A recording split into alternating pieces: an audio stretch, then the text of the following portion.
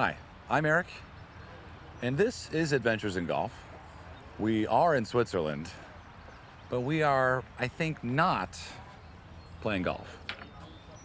But that's okay, because the title also has the word adventure in it.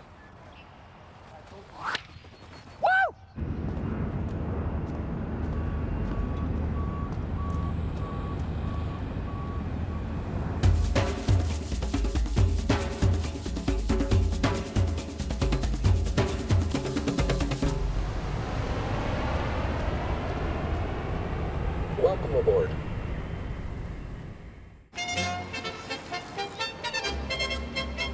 We begin our final episode of this season in Switzerland, a country known for its watches, banks, trains, knives, chocolate, cheese, and so much more. Switzerland is also smack dab in the middle of the Alps, which means you see the world's most incredible views every turn you take. Just add some world-class golf to that scenery, and what's not to like? But this show is not really about world-class golf. It's more about the hidden, the unusual, and the people who love this strange game. And here, just outside of Bern, is perhaps the strangest example I have found. I'm not even sure you can call it golf, but the similarities are enough to make me want to check it out. That said, it's the country's national sport, and it's called hornussen. Early morning here, getting pretty excited to drive from our hotel in Bern to this town in the Emmental, which is a region in Switzerland. We were almost planning on coming to Switzerland just to shoot like a beautiful golf course and find a story there. We were looking at the oldest golf course, Engadin, and maybe telling that story. But I wasn't finding anything that was too interesting to me, and all of a sudden I found out about this game called hornussen, and we are lucky enough to have a day planned around one particular hornussen team that's going to show us the game and maybe even let me try it. All right, so this seems to be the hornussen field / also looks like you can go camping here. How's it going, man? Erik. Hello, Remo. Nice to meet you. Nice to meet you too. Thank you for making this happen today. Yeah, no problem. Yeah. So Remo and I met through Instagram. Yes, you just wrote me. Yeah, you are interested in hornussen and you want to see what it is and stuff, and so that's why we set this up here. Is it very common to be driving through Switzerland on a Saturday or a Sunday and see people playing hornussen? In the region that we play, it's relatively common to see that, but it's like when you know that they are there, you see them, but no, when you don't, you don't. Hi guys. Hi, how are you? Fine. Guten Tag. I'm Erik. What is it? Guten Tag. Yeah, it says good day, So it's not Guten Tag. yeah, German. that's Okay. German. We are here in Switzerland. We have a little bit a nicer, not that strong and aggressive dialect as the German have. Guten Tag. Guten Tag. Yes. Okay. So, How do I say good morning, my name is Erik? Guten Tag, mein Name ist Erik. Ah, that's easy. Guten Tag, mein Name ist Erik. Yep.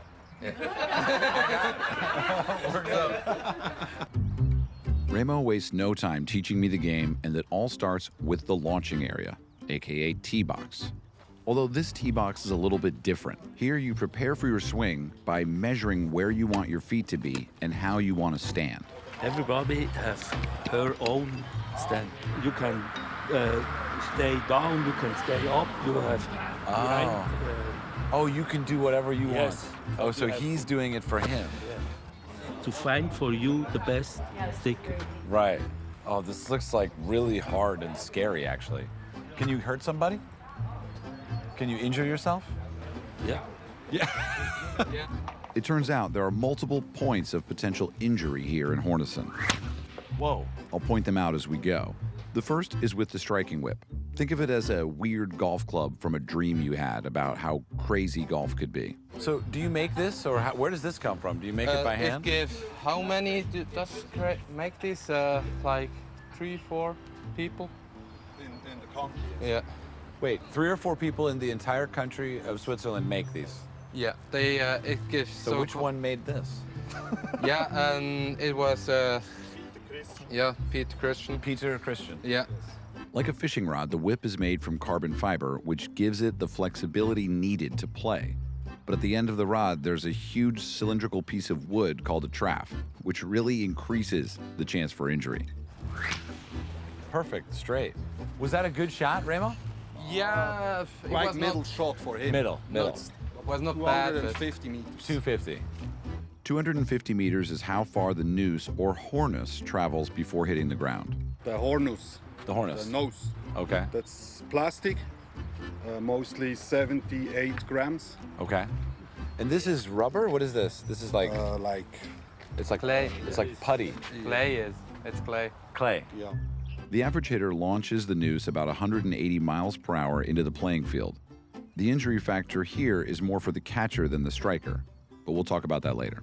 Can I see how you put this on? Yes.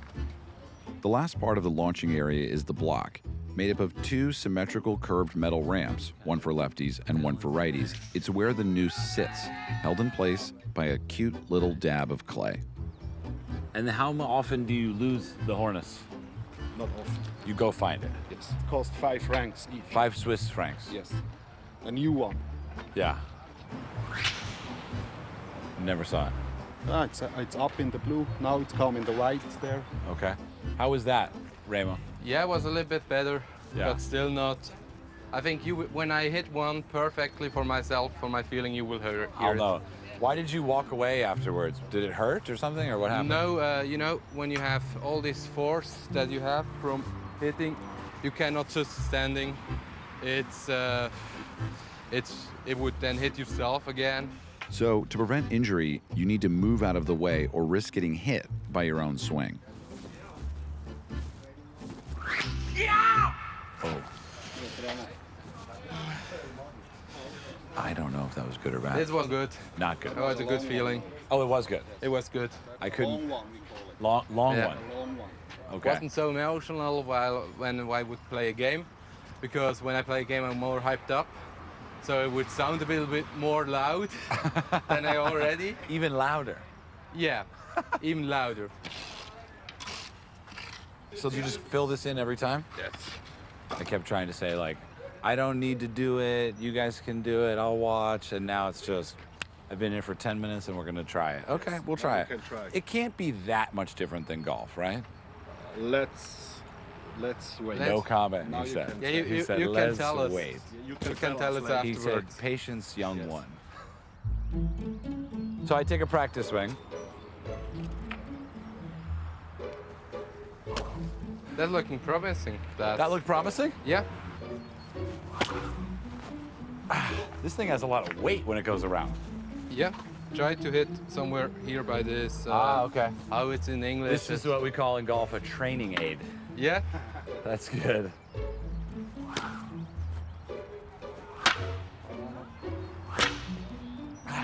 Try to hit not that hard. Oh, okay. For- I have for the heard that beginning. tip as well. Yeah. Wout. Etwas 80 Wout. Did he say out? Wout. Forest. A forest. Forest side. Thank you. I think it takes a lot of mental It's a lot of calmness. Oh, we're going again. Okay. That's okay. Vorne. After going and doing hornussen, is it hard to go play golf? Different. Different. Yes. Yeah. Wout, Langer. Does it mess up your golf game? Yes. Yes, I thought so. Well, good. At least we're clear on that.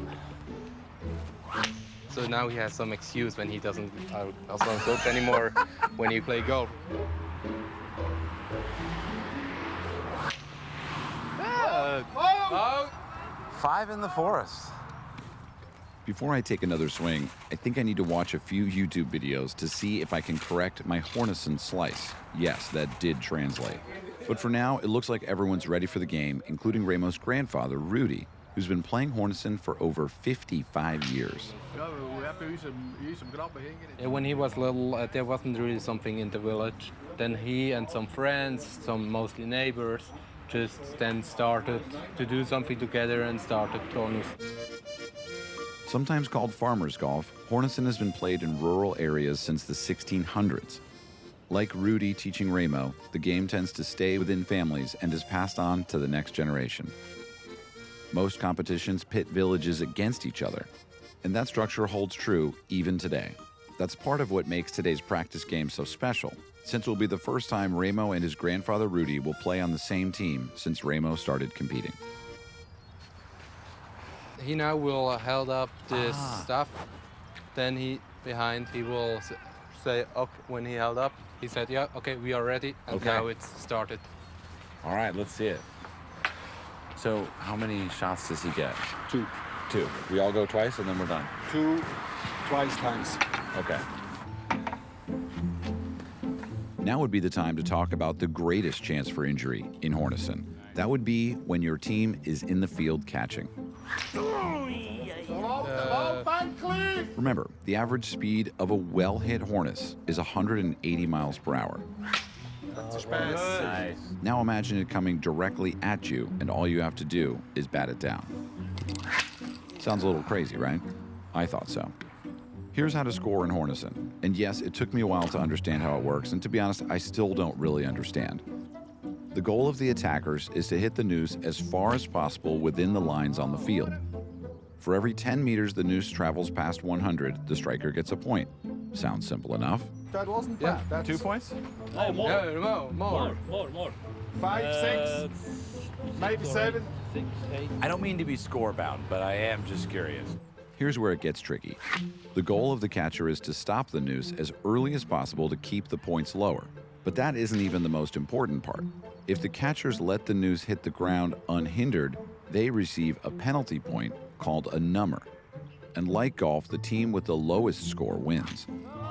It's only if there is a tie that the total points from attacking come into play, in which case the team with the most points wins. Got that? Yeah, I don't either. But anyway, it's time to switch sides, and the crew and I are definitely concerned about what's going to happen next.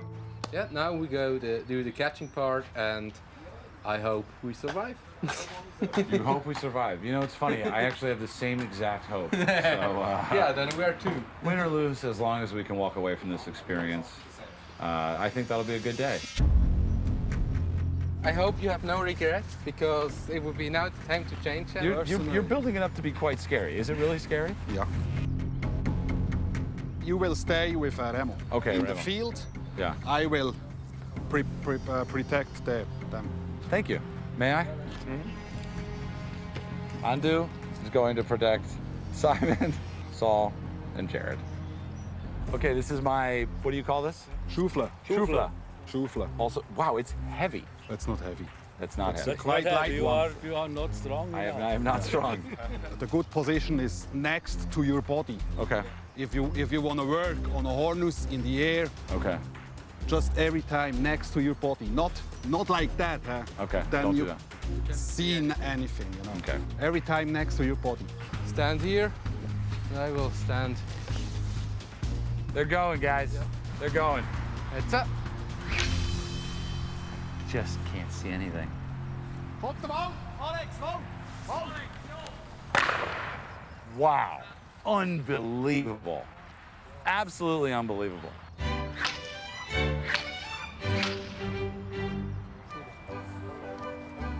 Oh. Come on.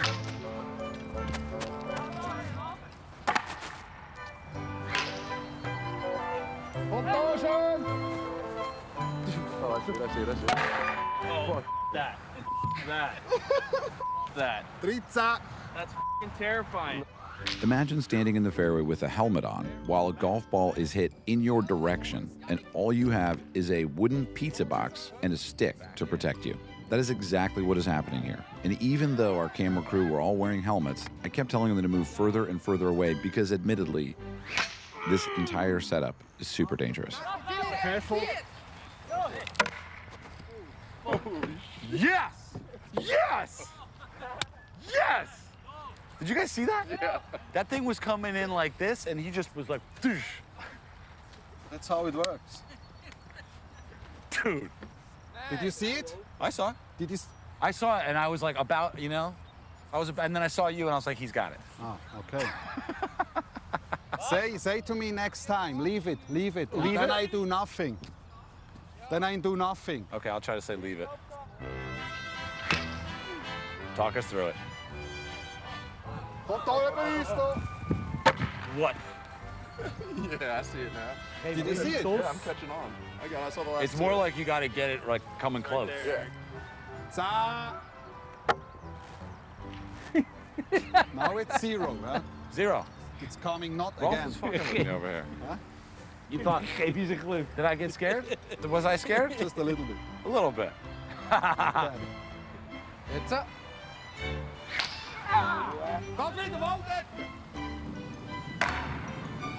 Goed, Alex.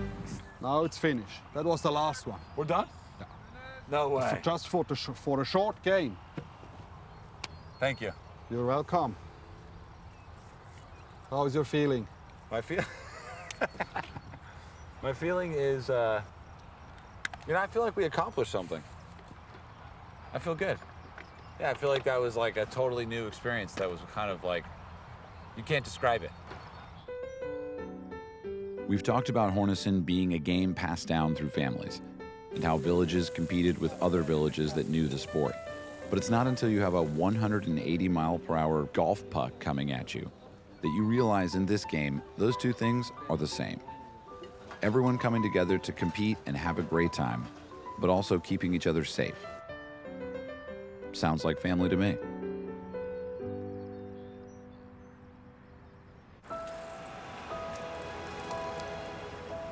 After safely experiencing hornussen, we had just enough time to make our way to a course that just caught my eye on the map. As usual, it was more than halfway across the country. Sorry, let me elaborate. Halfway across this incredibly scenic and wonderful country. Translation, you have to stop and check out the sights constantly. If you haven't seen Ferris Bueller, it's worth it just to hear the line, life moves pretty fast. If you don't stop and look around every once in a while, you could miss it.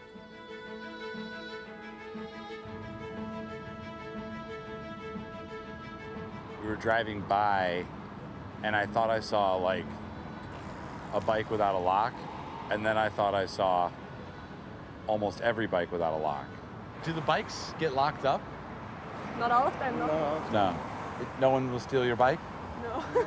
Why is that funny? Like it's like a small place that no one like steals something. I almost feel like I'm in that show,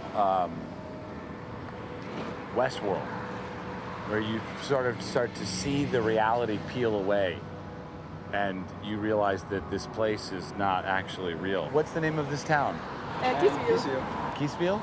I mean, is she about to board a train that's going nowhere? Yeah, she's getting on the train. I wonder if I could just go get on the train.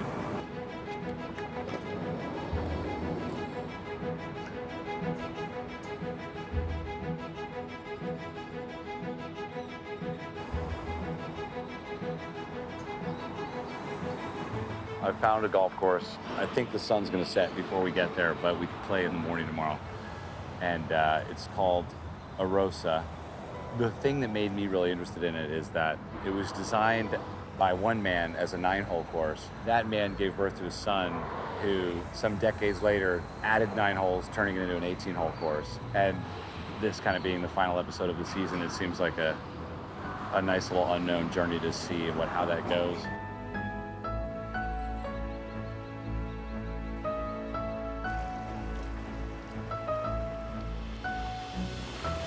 As we make this final trip of the season, I think about all of the long flights, long drives, and long shoot days it took to create these longer episodes. And I'm glad that we all get the chance to take some time to relax and enjoy where we are, even if it's just for a little while. Come on, come on.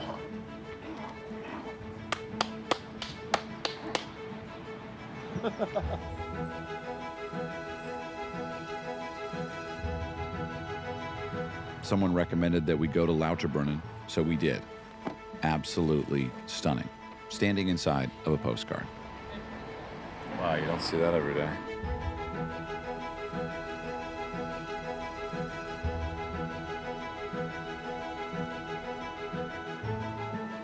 It's like you can't even believe people are walking around with their back to it, you know?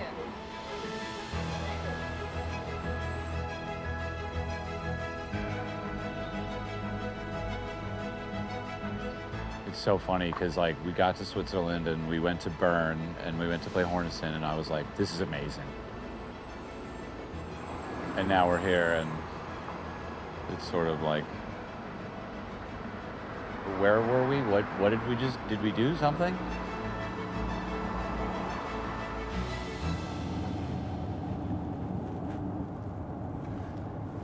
Very fairy tale-esque. So is the story of the course at Arosa, which I've never been to yet and I don't know much about, but I just have this feeling like it's going to be special. Certainly, we've driven almost the entire width of the country of Switzerland to get here with no real research or understanding of whether or not it's going to be good. But the whole process of shooting this show is a bit of an unknown. But this is a bit extra. This is a bit extra unknown. I mean, I just have no idea what we're about to experience. And I mean, we're not going to experience it tonight. So it looks like we'll be getting up early to go there and see it. This is, it's kind of a fun way to end on a complete question mark, a complete I don't know.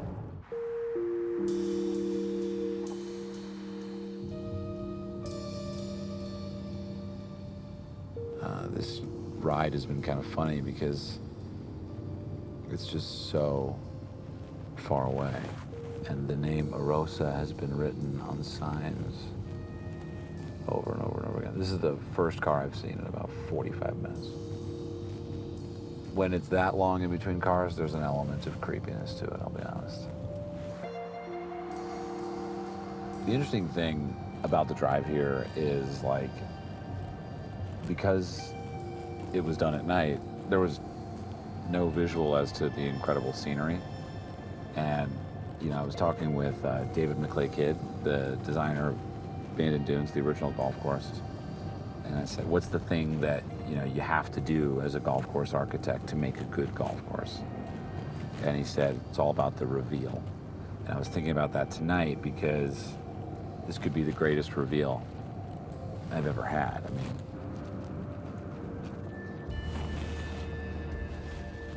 restaurant and golf booths. Oh, we're here. This is awesome. Golf Club Arosa. Full array of stars.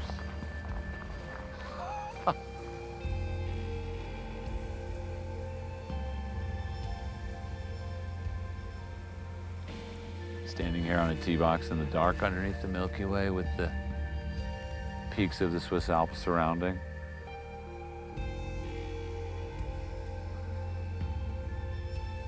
Kind of gets at the whole, like, you know, point maybe of this show and the game that inspired this show for us to go out and make it in some weird way.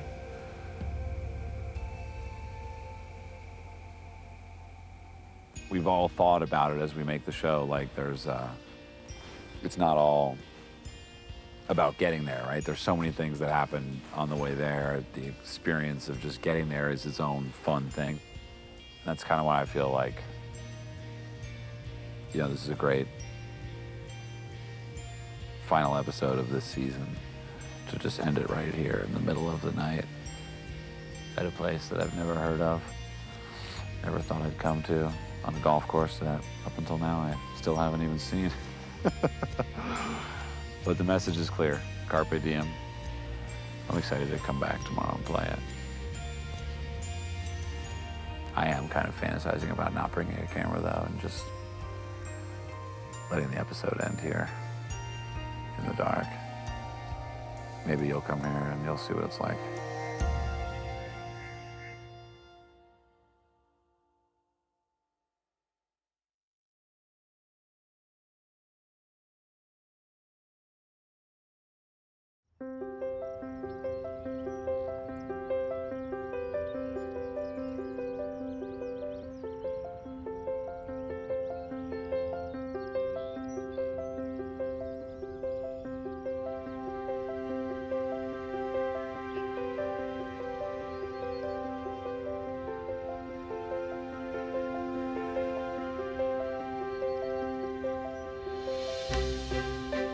Sometimes, for some of us, a golf course is just a golf course. But like the bench on the 10th hole reads, Carpe diem. How's that for a swing thought? Every shot you take, every cart path you walk down, every car you get in, every plane that you board, it really is just that. And it's what this show is about for the last several years. Just trying to squeeze as much possible jam into that jar that you have.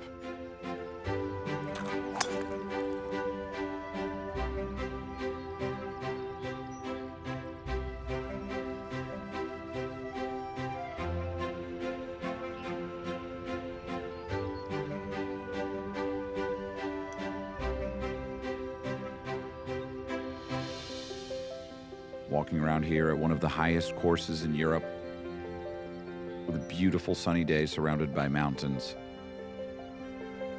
It's easy to do that. But at your home course, the one you've played a lot, where you know that there's OB right and the hot dogs are a little cold, it might be a little harder. But the truest goal, I believe, is for your travels to help you return home as a set of eyes that seeks to make every golf course a better experience for those that haven't been there yet.